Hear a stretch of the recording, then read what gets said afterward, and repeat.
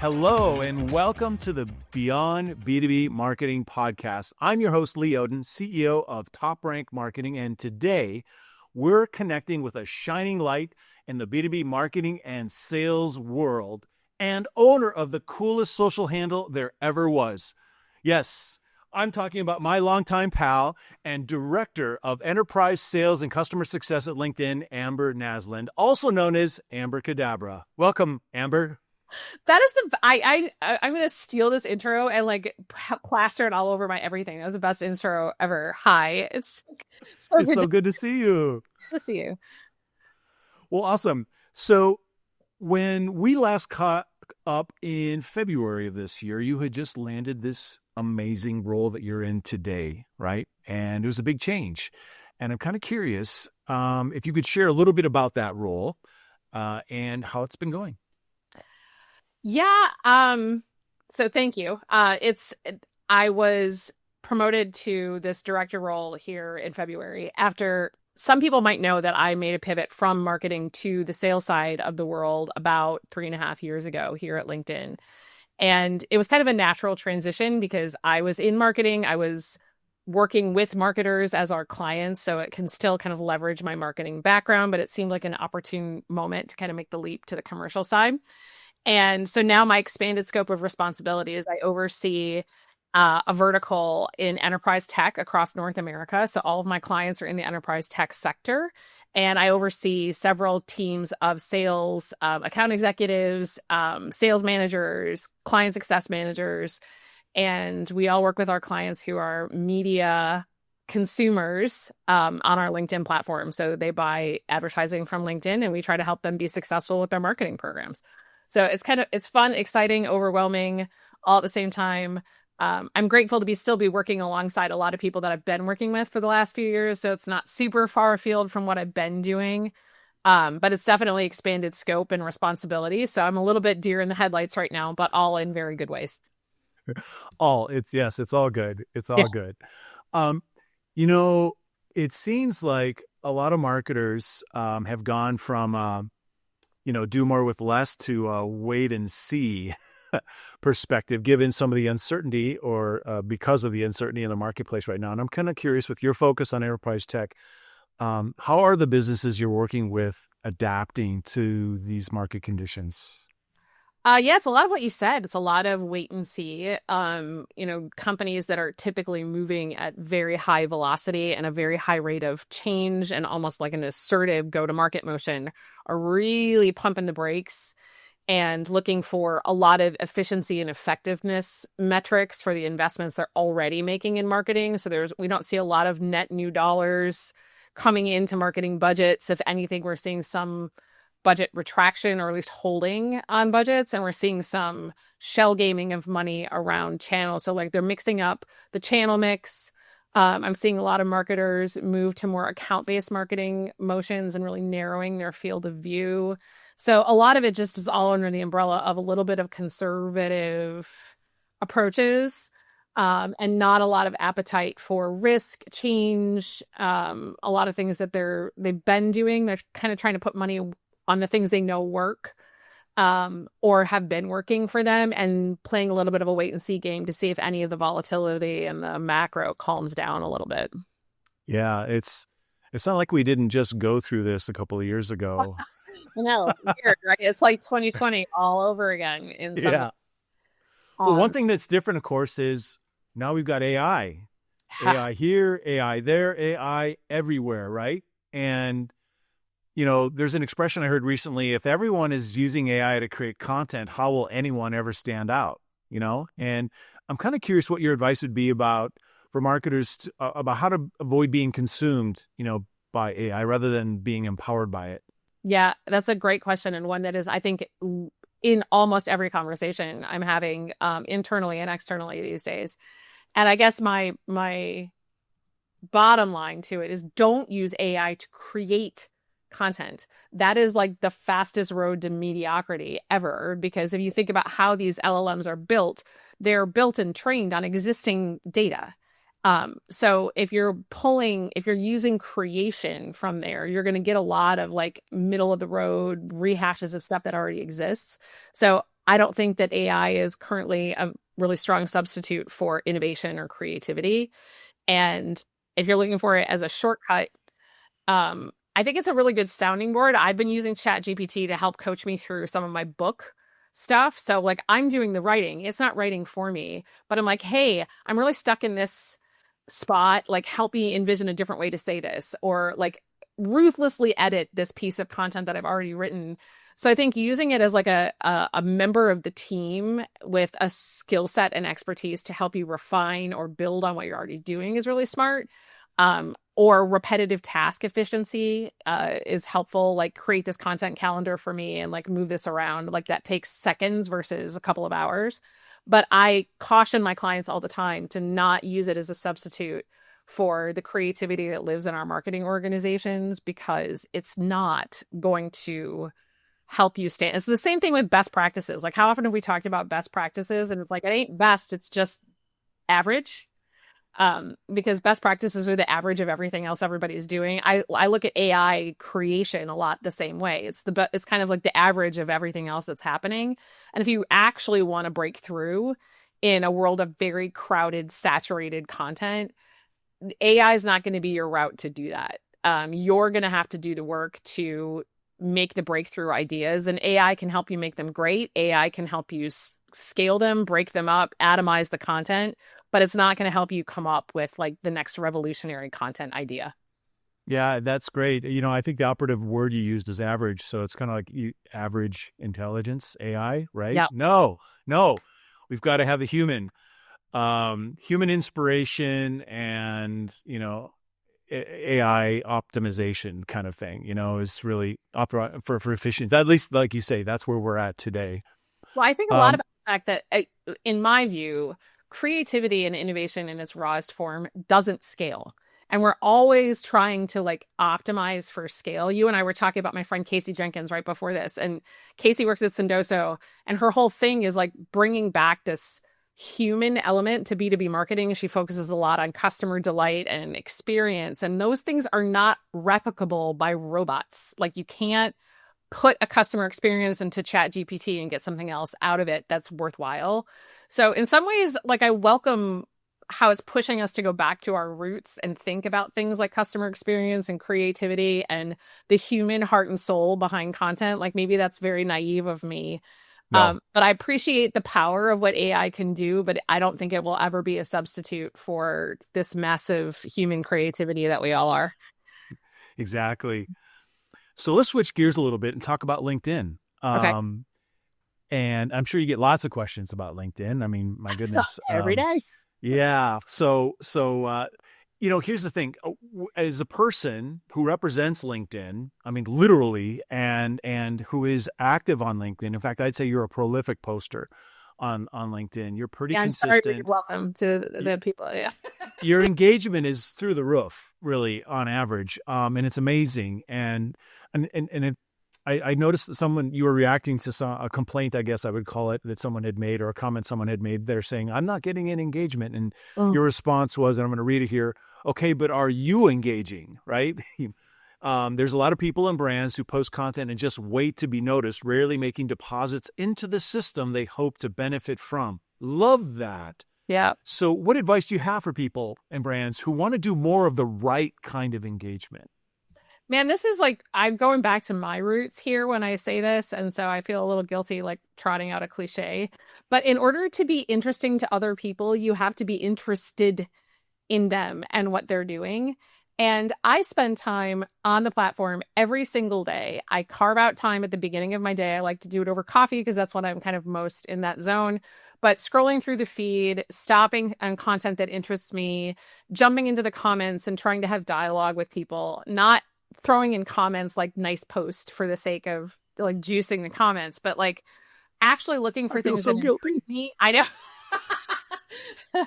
I actually looking for things that like intrigue me or invoke a thought or conversation. And what's interesting about that is for people who, and brands for that matter, who haven't quite found their groove posting on the platform or struggle with inspiration for like what to say or how to post or how to create things that are engaging, all the inspiration you need is actually in the comments of other people's content, because that's where questions are coming up or ideas or random riffing on certain concepts. So I find there's so much rich dialogue happening in there and community building happening there.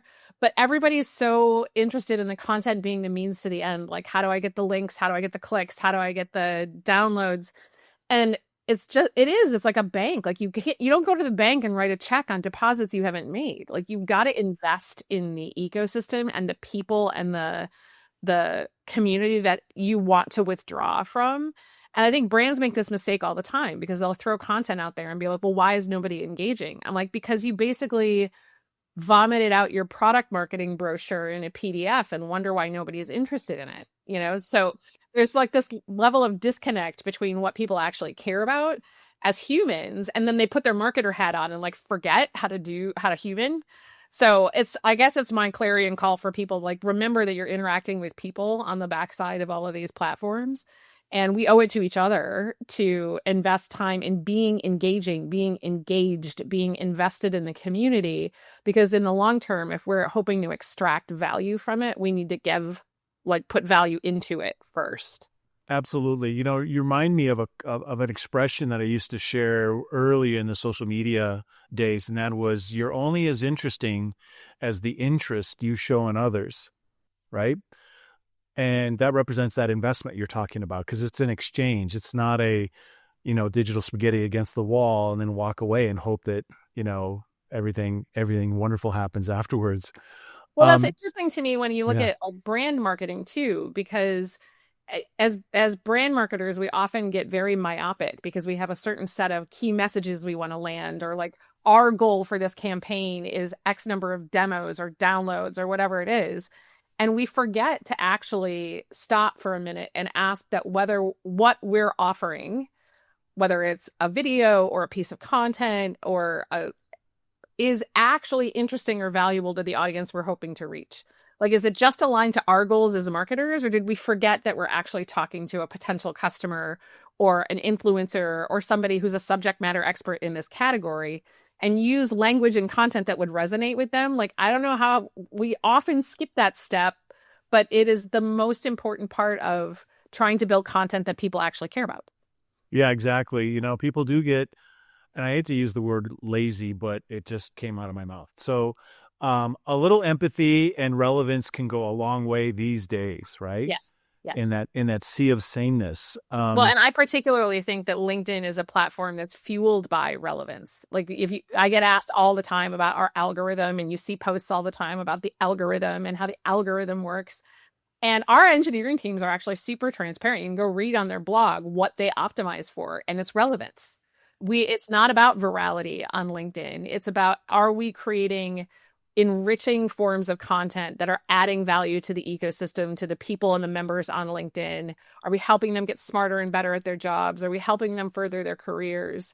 That's what we care about. So it is a mindset shift for marketers to realize that it's not just about amassing eyeballs. It's like, is it the right set of eyeballs? And to do that, you have to be interesting to those people. Well, I think one of the more interesting areas of focus when it comes to rich content, LinkedIn is kind of leaned into, of course, is video. And, heard of a lot of, seen a lot of evidence of this. People working at LinkedIn, like yourself too, popping up more video into the feed.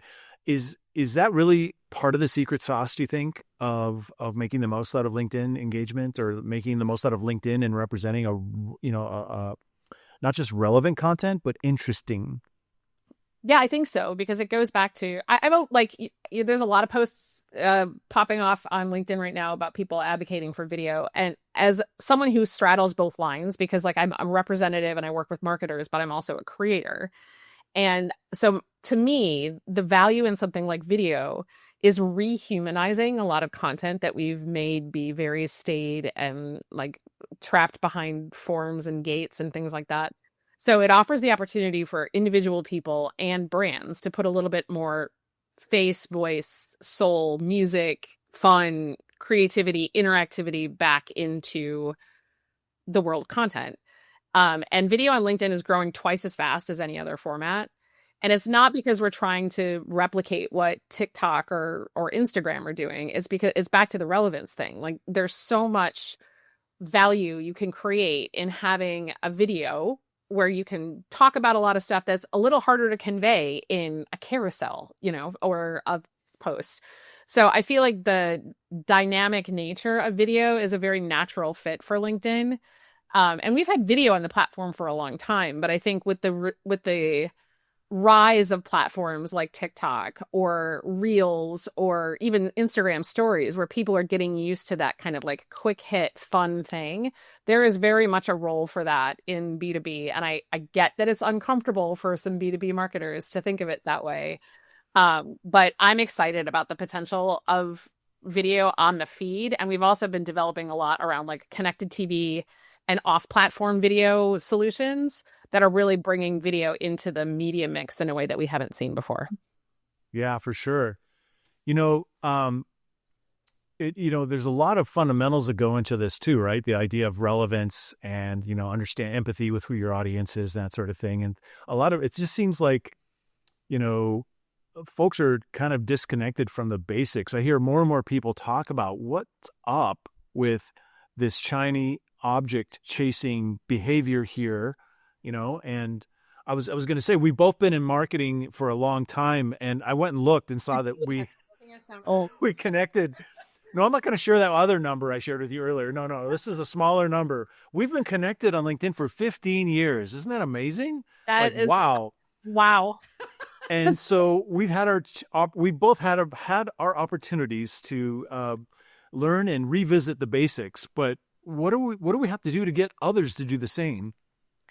Man, if I have an answer to that, I could probably retire. But in its essence, I think you'll hear me soapbox about this occasionally, but one of the biggest mistakes we made in the digital marketing era is starting to believe that everything is trackable, clickable, like able to be reduced to a report on a spreadsheet somewhere. And the basics that we're missing about marketing is like marketing in its purest form is about creating and tapping into markets. Markets are populated by people. People have needs, and our job is to meet them at that point of need and offer them an opportunity to say, what we do might be the thing that meets the need that you have. I don't know how we lost the plot on that, but we have definitely not only overcomplicated it, but believed that we can influence markets with a capital M in the time spans of whatever our reporting systems can do, 30 days, 60 days, quarterly revenue targets. And if you go back to putting your own buying hat on, that's not how you move through the world. Whether you're buying software or a can of Pringles, a can of Pringles is maybe a more impulsive decision, but you certainly don't buy a multi-million-dollar software system on a whim. And so reducing marketing performance to quarterly metrics and cost per leads we've shot ourselves in the foot by removing some of the fundamentals of marketing out of our work and remembering that we are trying to influence markets. We are trying to influence and meet buyers at a point of need. And we're trying to influence things like pricing power and the ability to move the economics in markets. And we've lost all of that in a world of quick hit stuff. How we get back to that, I don't know. You and I work until we die, I guess. Because there's a lot of work to do out there, but I've just been trying to fight that battle one company and front at a time, and evangelizing the idea that marketing in its purest form can be incredibly powerful, but it requires consistent investment over time in those fundamentals, because those are the evergreen things that will never change. Yeah, I agree. The always on nature, people have to understand there's a cumulative effect, right? Because that persistent effort, that continuity of relationship building and narratives and being relevant, we at TopRank, we call it being the best answer for what your customers are looking for, wherever they're looking for it. So that requires that persistent effort, because obviously the customer could care less that your quarter ends on this date, or your sales funnel about your customer journey that you've mapped out either. Whatever your idealistic way that people move through your buying journey is, that's not how people work. Wait, Amber, are you saying that you don't walk into a store and tap on the shoulder of the salesperson and go, "Excuse me, where's the top of the funnel? Because I need to find the the top of the funnel. And I joke all the time when I'm doing like workshops and stuff with clients. I'm like, if you were making a buying decision for like I don't know, we'll go back to tech because it's my world, but like some like CRM, a new CRM for your business, and you like write an email and then you watched a webinar and then you went to the pricing page. There is no point in that process where you as the buyer go, you know what? I have clearly moved from awareness to consideration. That's great to know. Like that's not, we as marketers have developed this vocabulary around the way we think buyers buy things.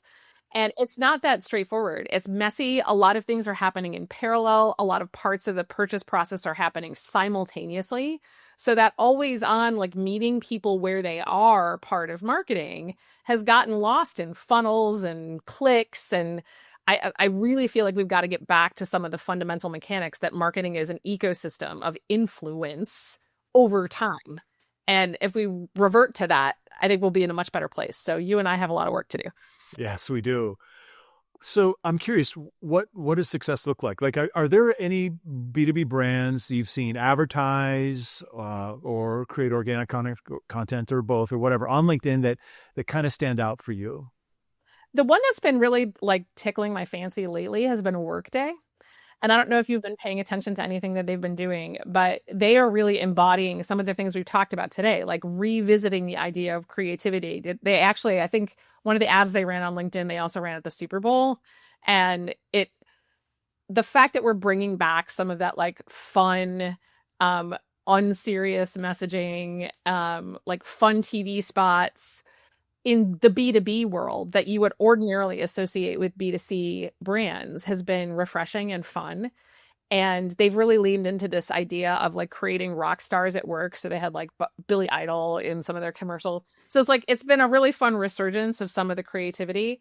One of the other brands I also really respect is Snowflake. They're also in the tech space and they've done amazing work on the account-based marketing front, like the precision and the orchestration and the systematic thinking that they do about how to reach the companies they care about is, to me, just like a best-in-class example of when you put thought into the long-term game and stay consistent in a system that you're trying to build, you get really strong results from it. So like Snowflake's been killing it on LinkedIn for a long time and their results show for it.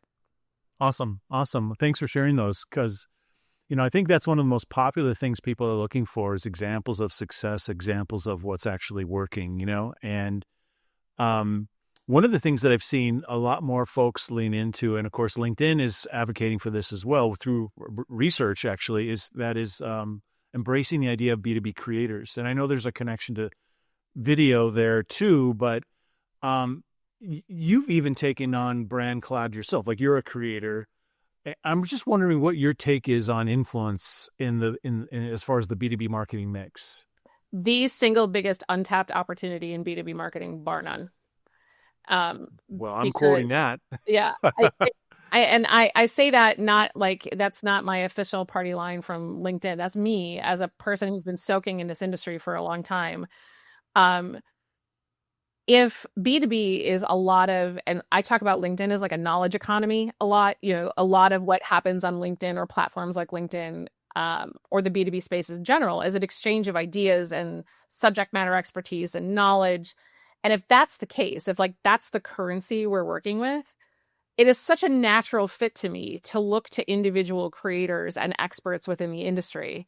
And I think the nuance for B2B is not thinking about B2C creators in the big influencer with the massive following. Again, we go back to relevance. It's like, is this person very hyper relevant to this sector, this segment, these people? Are they credible? Do they have trust? Do they have a certain level of authority and influence that you can't replicate within your own walls? So to me, it's not the same play as B2C influencer marketing. It's much more like niche. How do we say that word around here? It's a lot more focused and a lot more intentional, but those kinds of voices lend so much credibility to what you're doing, whether they're people in your company that have that expertise or people adjacent, your customers, fans of your product and brand. Those people add so much color to what we're trying to do as marketers. And to me, it's a crime that we're not doing more of that in B2B. We're starting to see it a little bit now, and there's like agencies emerging, and technologies emerging to help facilitate that. And LinkedIn's editorial team is doing a lot with the creators like on the platform. So I think like we're starting to see some of the early signs of capitalizing on that. But I'm hopeful that a lot more brands like get on board that train in the coming years, because man, what a huge untapped opportunity that is. Absolutely. I mean, whether you're simply trying to be relevant as a challenger brand, what better way than having the most trusted voices in the industry advocating for at least your category of solution, right? Or, we're seeing a lot of companies outside the U.S. wanting to come into the U.S. And like, what better way to create relevance in a market where you're not necessarily present right now than with people who are already trusted, right? And then there's layers to it as well. But yeah, it is. And of course, I'm biased because that's the business we're in. But there is an increase, and it's exciting because there are some lessons from B2C in terms of the creativity, but that is being married with the actual legitimate credibility of these experts, whether they're niche or whether it's a customer, an employee, an internal SME. And growing influence from within is as much an opportunity for B2B brands as it is partnering with external experts. Oh, 100%. I've seen, like, even a couple of years back, IBM had done some work with, I think it was in the cybersecurity areas of their business, but like they were featuring experts within those areas of their business to be featured in some of their marketing to talk about either some of the technical capabilities or some of the use cases or some of the industry trends they were seeing. And coming from the voice of somebody who, like a cybersecurity guy who's been doing that for 20 years, is so much more credible than a marketing mouth who is just saying something in a pretty like slide deck somewhere. So it, like I said, it's a little nuanced for B2B because it's not the same celebrity splashy thing in all cases. But there's a huge opportunity for people to tap into the voices within their company who are doing really cool things, and reaching into their customer and influencer segments to find people who can add to the conversation. 100%. 100%. So again, let's shift gears a little bit and talk about MarTech tools or AI tools. Now, you mentioned GPT a little bit, but what are some marketing toys you're playing with these days? I confess that you and I both know Chris Penn, and Chris is like my guru for all things AI. And I've really been actually focusing my tinkering on Gemini and ChatGPT because I don't think I've even scratched the surface of what they can do. Obviously, we're a Microsoft shop, so I've been tinkering with a little bit of Copilot stuff. And for example, I was just working with some of my sales team this week on prompting any of the tools really to say, like, I'm having a meeting with a customer. Here's what I know about them. Here's what they're doing with us. Help me anticipate the objections that the CFO is going to bring to the table for me, or help me anticipate what the CMO's concerns might be. Or here's the transcript of this customer's earnings call. What should I be asking in my next discovery conversation? So I'm using a lot as a thought partner, more than anything else, and finding that what I need often in the middle of my day, my cat gets tired of me talking to her. So like I need a sounding board for things. And those tools are actually serving as like a useful purpose in that for me. So I feel like I'm like I'm a baby adopter yet. I haven't really explored a lot of the crazy tools, and I'm not as knowledgeable about like the broader AI marketplace as I should be. But I've also been interested to see some of the tools that LinkedIn is developing on our own back end to build AI into some of our product capabilities. So I'll probably get like yelled at if I talk about any of that in detail. But, sure. Cool stuff. So it's been fun. I can only imagine what, like, just the use case you just you just shared sounds like a perfect capability for Sales Navigator, to be honest. And anyway. Yeah, whatever that is, I'm looking forward to it. Sales Navigator already, where like if you go into like the company profiles, it'll spit out a fair bit of summary information for you that they've drawn from a bunch of sources. So it's definitely helping create some efficiency in that discovery and intelligence process. So anyway, like Chris will eventually make me smarter at all of this because I'm just gonna like make him tell me what I should be doing. Yes, yes, he's actually one of the few newsletters I actually read Same. that I'm subscribed to. Um, so we've got the rest of the year. Things are very interesting, uncertain, and however we want to flavor that. But Interesting as what are yeah, interesting. And I mean, is there something that you would recommend in terms of a B2B strategy broadly? And like, this is a sweeping generalization. I know I'm going to qualify it, but directionally, what do you think, B2B companies should be focusing on for the rest of 25 based from where you're sitting? I'm going to sound a little bit like a broken record for anybody who knows me, but you cannot neglect the mid and upper funnel investment for brand. And I think in B2B, again, we shot ourselves in the foot with taking demand gen and performance marketing and pulling it into its own like segment on the org chart and treating it as if it's this like separate and distinct thing. I'll talk to people and they'll be like, oh, well, we're just focusing on demand gen right now. And that means to them that they're focusing on motions that are very bottom of funnel, like, contact and email capture kind of stuff, or anything that to that, or demo requests, things that lead to what they would consider a marketing qualified lead. The problem is, just like an engine, if you don't put fuel in the thing, it's going to stop running at a certain point. And if you saturate the demand in the market that already exists, you're going to find yourself in a world full of hurt 6 months from now, where you've reaped all of the demand that exists, but you haven't done the job of creating any demand from the audiences who don't know who you are yet. And unless you're Coca-Cola or Adobe or like a brand who doesn't have an awareness problem, and what I'll tell you, the big secret, they all do brand marketing, all of them, because they never take for granted that that brand domination is something that they will get to ride forever and ever. So they keep feeding the beast to make sure that that demand is perpetual. That I cannot underscore enough how important, the more crowded the spaces become, the more noisy our market is, the more important that cut through is for like brand salience. And if you're not on the short list, it's going to be because nobody knew who you were to begin with. So I know it feels counterintuitive. I know it's scary when you're trying to like prove the value and the return on your marketing investments on a spreadsheet somewhere, but it's a long-term play. Marketing's always been a long-term play. And we have to get back to investing in that full funnel, always on long-term strategy, because we will run out of runway if we don't.